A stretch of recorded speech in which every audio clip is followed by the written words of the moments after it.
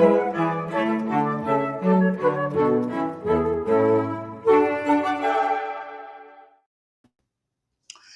ladies and gentlemen. This chess show on Pod TV. My name is Sasha Star, and my today's guests are Professor Ken Regan. Welcome to the show. Thank you very much for having me on. Very snowy here. Yeah, no, it's not snowy outside here. It's a nice -7, 8, something like this. Okay, and now also I'd like to introduce Professor Dunn. Sorry, my last name is escape. Um, okay, I'll remember that in a sec. Welcome to the show, Dan. Sorry for losing your Fleetwood last name. Is right. It's great to be here. Just remember Fleetwood Mac. Yeah, that's a good one. And also, if you will be more often on our show, I would get used to you. Probably my namesake photographed Fleetwood Mac. Ken Regan, the photographer, was a famous rock band documenter. That's awesome. So what's happening in a chess world these days? One tournament is right after the other one. Most tournaments online, what we are seeing, they have basically the same participants over and over, and yet the interest is still great to these tournaments. So it seems to me there is a ongoing experimentation of what is the right way to present chess to public. Say, like any other game, like basketball, hockey, it took years until they developed a certain way to present the game. It's become basically pastime of millions, tens of millions of people, and maybe that's what something happened in chess. There is maybe Ken. What's your opinion? And then Dan. Well, I'll mention that basketball and hockey in North America are trying to figure that out. The NBA All-Star Game has tried various experiments, but it's evolved in a way that's just not interesting. Whereas ice hockey just ran this Four Nations tournament, so with actual country teams that people care about, and it was scintillating. Great game. Went to overtime last night. So now, how we do this for chess, it seems like maybe one lesson is, we need to develop a fan base behind certain players when it's not national teams. And to some extent, Carlsen, Nakamura, most in particular, have enough of a love-hate following that you can set up the kind of rivalry that will interest people in their games. But carrying it beyond that is a little interesting. I don't know. Dan, what do you think about it? Well, I think there's a market for the leading players, and there's a market for players who are let's say have great camera presence, and they're essentially online personalities and influencers. That's actually pretty similar to a lot of other fields. Yeah, Bottas sisters come to mind when you're talking about personalities like pictures and visual effect of it. I mean, people who are who come across well on the camera and have good personalities, and let's face it, attractive people are more marketable generally. Yeah. Well, but that's interesting. For example, I think yesterday was it this Duda defeated Firouzja. What would happen if it would be an opposite result? Firouzja would defeat Duda. Would anything happen in change in anybody's life? Do you really care who won against whom? Well, it's interesting. Duda recently gave an interview saying he was, had considered retiring, going to pursue other things. So maybe this. Well, he's been young for a long time. So I suppose after you've been young for a long time, the next logical thing to do is retire, right? Yeah, because, that's right. Because you cannot get any younger than you already are. So there is only one way to get older, and then he will be a veteran, and then he will be playing in over 65 years championships, for seniors. Okay, so let's let him retire. There are a few other great players who retired. Fischer, for example. Oh, yes. Well, we have early retirees like Fischer and Duda now. Yeah. I mean, That could you know, make actually so sensation. most chess players, when they're young, come to a point where they realize that they're not going to be the best player in the world, and that they're not going to be able to make as much money playing chess as in other fields. So I list myself, and I'm sure Ken, and I'm sure Sasha in all of these categories. So we find and maybe Howie Fan, to the do. women's, still the top-rated women player. Right, She's exactly, academic as exactly. well. Yeah. So, having more outlets and, more opportunities for financial, let's say, gain or so will increase the number of people who can be chess professionals, other than like strong tournament players and teachers. When I was just 12 years old, and I was visiting the chess section in Odessa chess club, because there were also checker section, but of course chess was way much more popular. And so there was old. He was candidate master. He was at that time. He was already 45 or something. And I'm not trying to insult three of us, but for me at the 12, he was an old man. And at that time, Botvinnik played a world championship match with Petrosian. And Petrosian won, and he became world champion. It was 1963, as we all know. So he, on one of the lectures, he was talking about this match, and then he showed one of the games. And then he asked any questions. And I raised my hand. I was the only one. He said, "What's your question?" I said that in this match, Petrosian proved he's a better player than Botvinnik. But I don't recognize him as a world champion because he never beat me. So this old, his name was Roizin, Lev Bensionovich Roizin. I met him several years ago in San Francisco, where he immigrated. Probably he's dead by now, but I hope not. He, he was so furious that he became all red. And he said, "Okay, I will play you, and you will understand what is real chess." And of course, he was a much stronger player. Of course, he said, "Okay, let's play." And he was so nervous, he sacrificed all his pieces, and I won easily, which made him even more furious. So he asked, "Okay, let's play one more game." And I said, "No, there is no interest for me to play you. If I could play Petrosian, that would be a different story." That was the end of the story. So this is one of the funniest stories that happened. Yeah. Well, as it turns out, Petrosian was pretty good. He was good. Yeah. He was good. He was pretty good. Even Fischer at the time, he thought that the strongest Russian player is actually Petrosian. And he had great difficulties to play him speed games and in tournaments. But eventually, people would like to see defense triumph.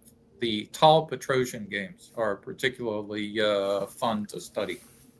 Yeah, and his exchange sacrifices were quite interesting. They're so, once you look at these games, and it seems to be so natural. But at the time, he was probably the first one who invented this concept that in some positions you have a pretty good compensation because rook is becoming very useful in end games, whereas in middle game, the knight could be just as powerful if it's well protected and in the middle of the board. And so that's quite interesting. Ken, what would you like to show us from Yes, so I have a topical game by the kind of player we've been talking about. So I have one game from the World Senior Team Championship that is happening in Prague, and one or two games from the Women's Grand Prix being held in the glamorous city of Monaco by players whom, it must be said, those female players are a fair bit stronger than the Botez sisters. So hope that they will come out. Anyway, I'll show the game by John Nunn first. So he went into academia. Let me know when you see it coming on the screen. Well, I have to say that John Nunn has always been a favorite of mine, and it's always delightful to see what he comes up with. At one And point, he this was, game, both players come up with a lot. Can you see the board? yes. Okay.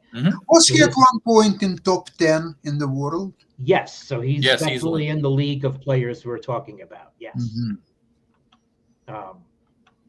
So anyway, so this, we're going to call this the Pirc Hungarian Philidor defense. I'm not sure how to characterize it because black reverses course and plays e5, so now it's a Philidor.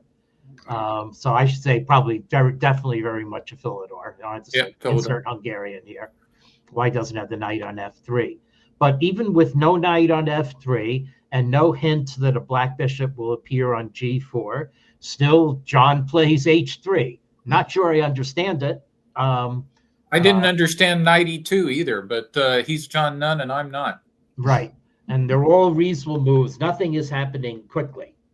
But so the interesting thing about this game is by move 15, and I don't necessarily understand h5, why weaken yourself on the king side where you're going to be attacked. G4. You see, if he would castle, then white immediately plays G4 and has Yeah. very easy game to follow. Now, this way, there is no easy G4. And That's what true. But I would play as black. I would just play c6, queen c7, shuffle wood, and see what white does. But maybe white can get a kingside initiative. But okay, so by move 15, it's going to look like white is rolling on the king side. And then strange things seem to happen. So black castles into it. Oh my goodness. White castles, but so and now f4. This looks very good for white. I definitely like this better than other things I've had against the Philidor. Now a6. I don't know. Bishop f3. I should maybe. I wonder if there's a way to turn off some of these silly annotations of moves. But anyway, here we go. This looks like white is rolling, and the engine does agree. Okay, gives white more than a pawn advantage. So, so you'd expect white to generate something here. Lots of space. Black does not have the central bulwarks that black usually needs in this Philidor style defense. Yeah, this is kind of like transposed into a really bad version of the hedgehog. Yeah. But what's interesting is the engine says that white should get it cracking on the h-file pile up right away with queen h2 and king g2. That this tempo concedes a lot of the advantage. It also actually blocks the flight square for the king to free the rook to go to h1.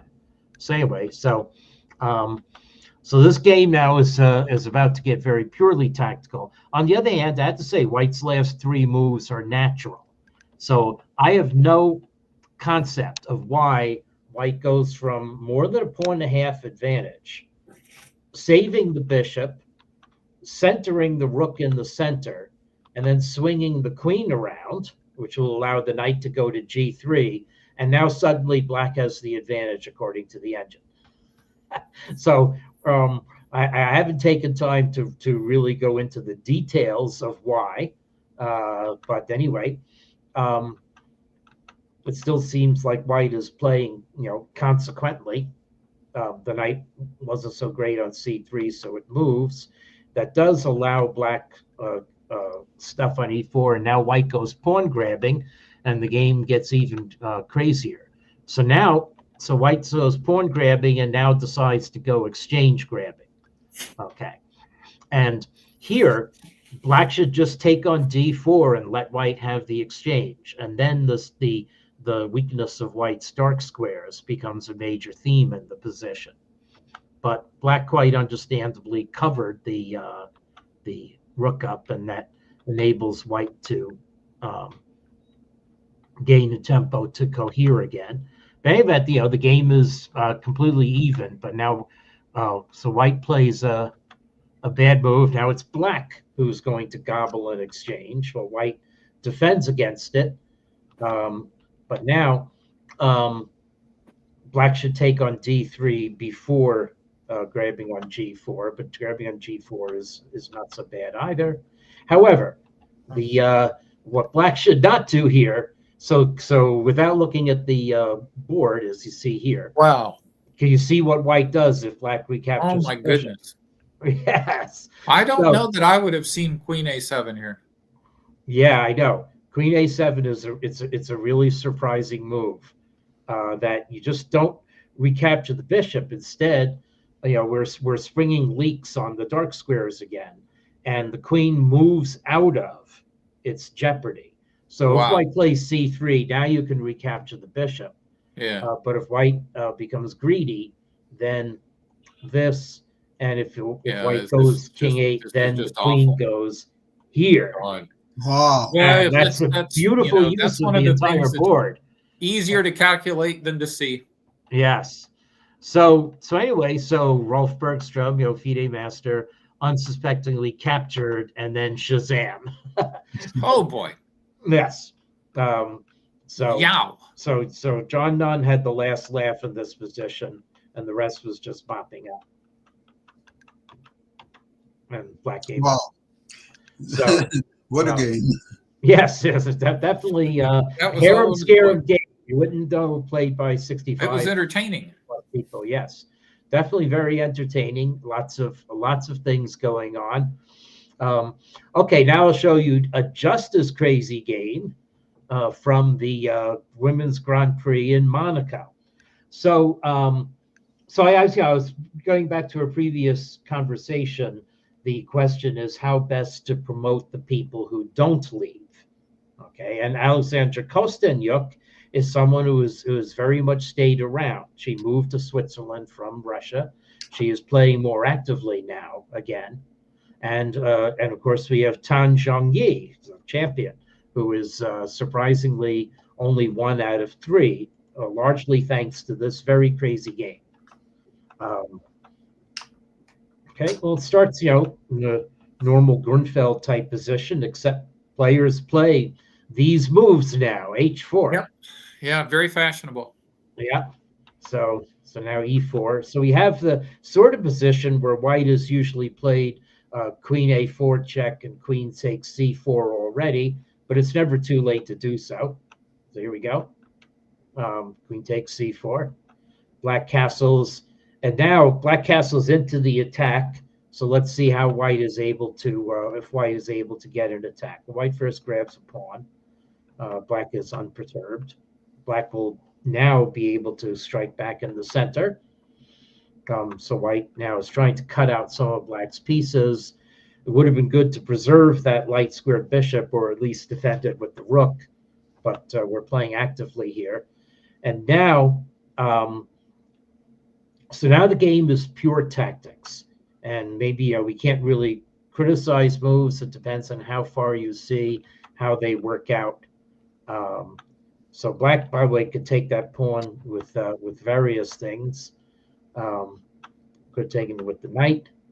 Okay, so now the position is solidified a little more in character. White has the 2 bishops. Pawns are even. White has better pawns, but white's king is stuck in the center. Game is supposedly balanced even after that slight slip, according to the engine.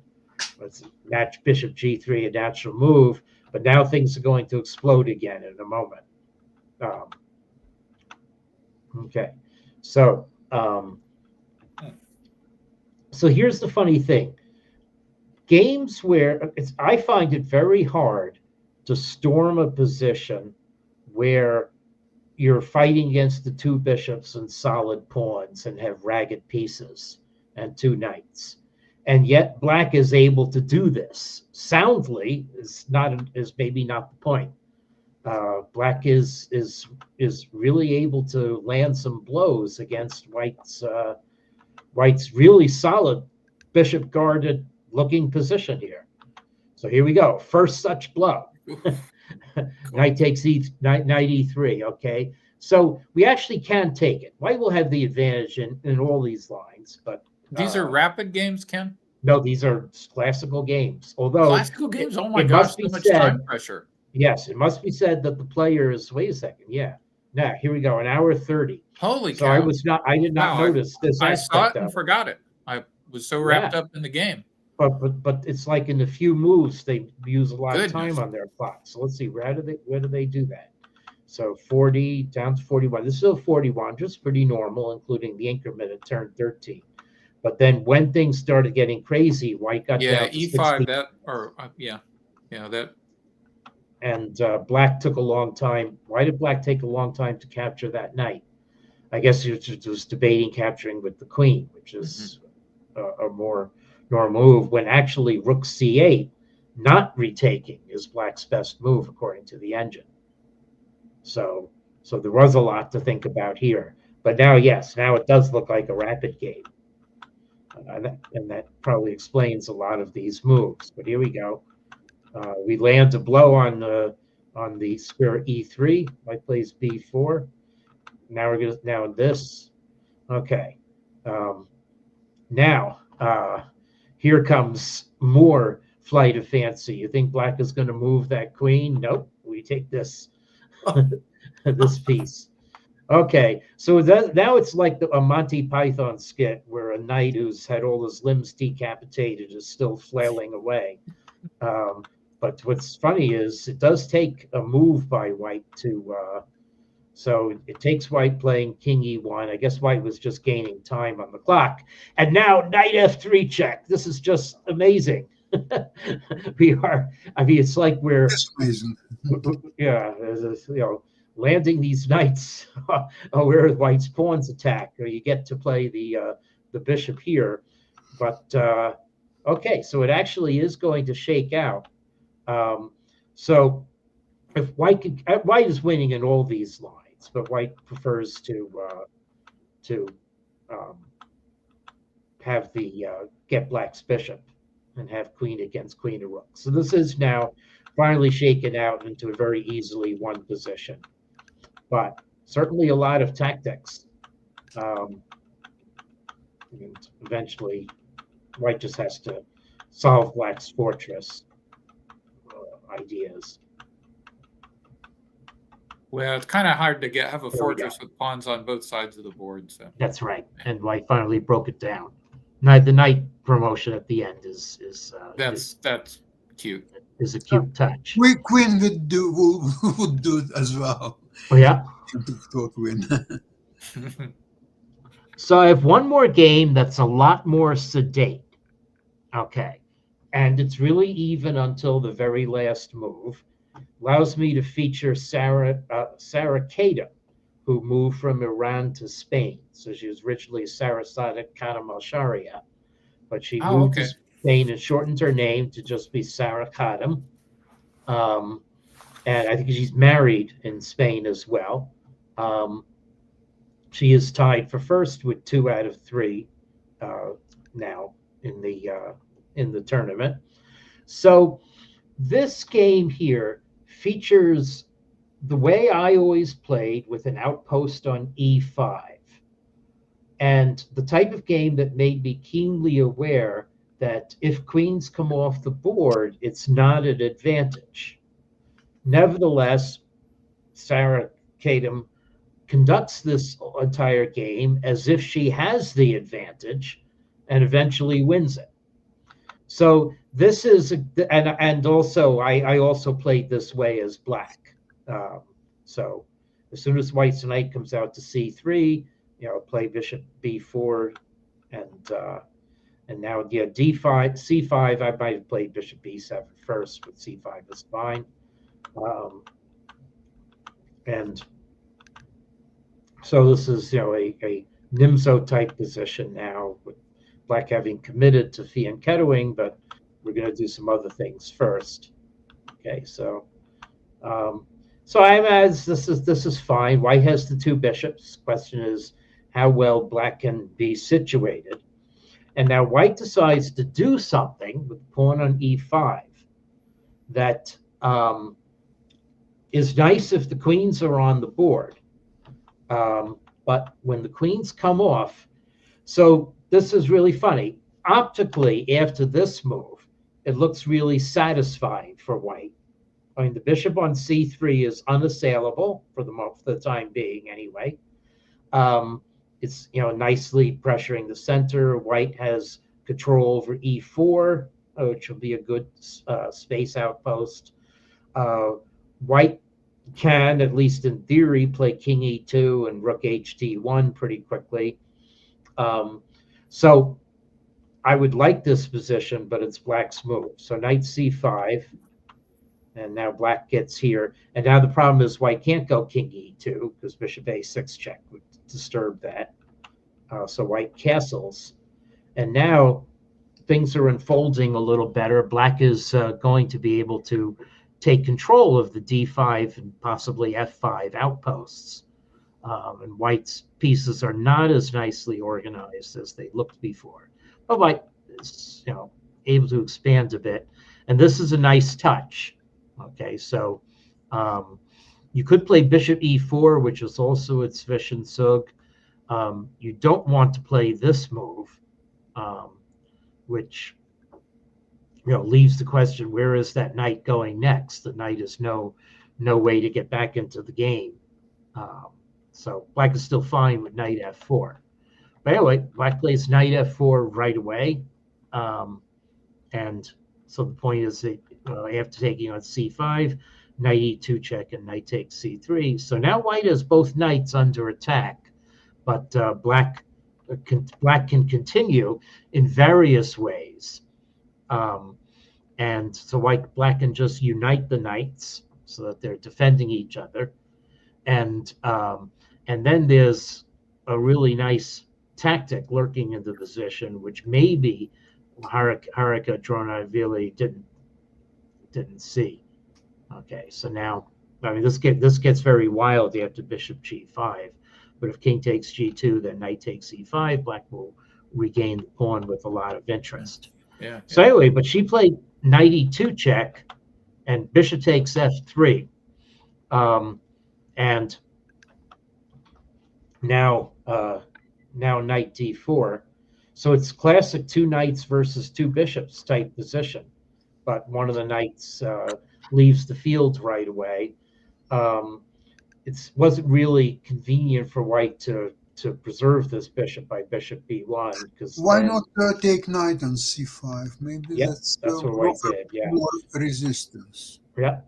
So anyway, so now we have bishop against knight, but now this position suddenly is one where I think white has a lot of winning chances. So the engine says going to say equal. Actually, the reason why white does not have winning chances in this position is that ultimately black should be able to sacrifice an exchange or sacrifice the knight for white's pawn, and there will be insufficient material for white on this side of the board.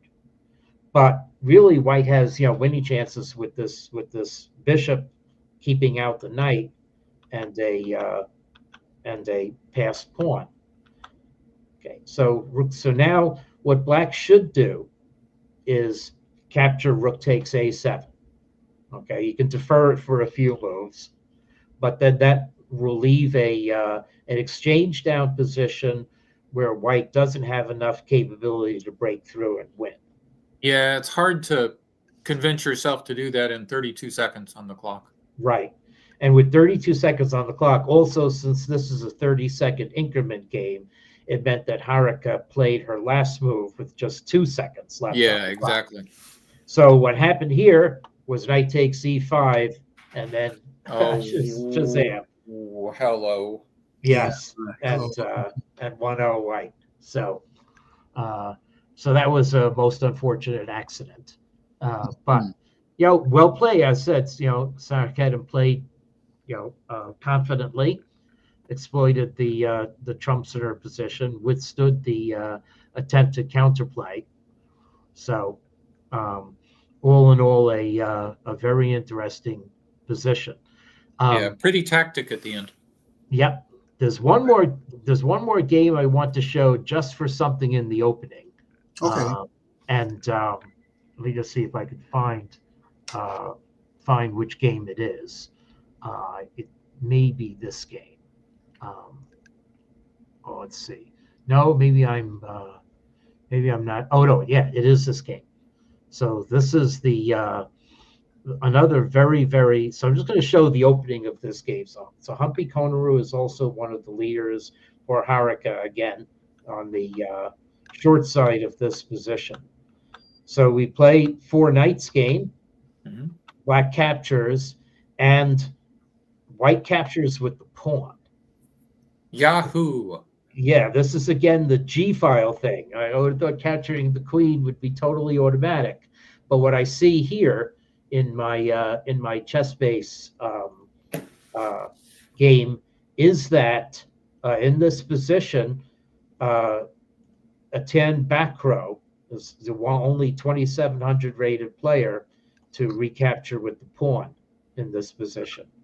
So it is being done, and not even so recently, 2009, 2008. So this is a known idea to recapture with the pawn, even though it seems a self-inflicted wound. So we got a very interesting pawn structure already, but Black eventually won this game. I thought that opening was an interesting. Yeah, very interesting. Yeah, because it shows that in this particular position, White has a small advantage. Right. It's hard to understand. Yeah, I probably reserve that for games where White is the stronger player and didn't want to face a booked up. Yeah, agree. Booked up, yeah, with the 4 knights defense Exactly. line. But what's interesting is that Humpy Konaru does outplay White in this game, and actually, so what's White tries simply maintaining. The players could have repeated moves here, but White decided to try for more with the strong thing in the center. And so this is actually a good example of just losing the thread of the game. Like White makes a foray on the queen side, but look at White's pawns, they're a bit overextended now. And then the game now is just going to drift more and more black. White retreats, Black gains the initiative on the queen side. Black's pawns are together. Never mind that some of these moves are deemed inferior by the engine. Black has just improved the position mightily, and White has done nothing. The pawn on e5 is actually a blockage. Yeah, because the pawn structure is much better for Black than White. Yep. Right. Yep. So White again declines a repetition, and just doesn't realize that Black is going to invade here.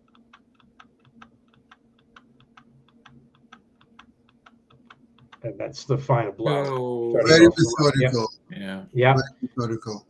Yep. Okay. Interesting, Ken. Thank you so much for today's games. Mhm. And we are looking forward to next week's program and to see even more interesting games. Good. And I'd like to discuss, but not today, but next week, the time control of what's happening. Duda winning games without increments, and he's just openly playing for flag, and his comment was that, well, I didn't break any rules. All I'm trying to do is to win the game. If it's not by position, at least by time, at one way or another. And if I'm not Yeah, I've left off commenting on the chessable features. And yes, it is 10-minute rapid with no increment.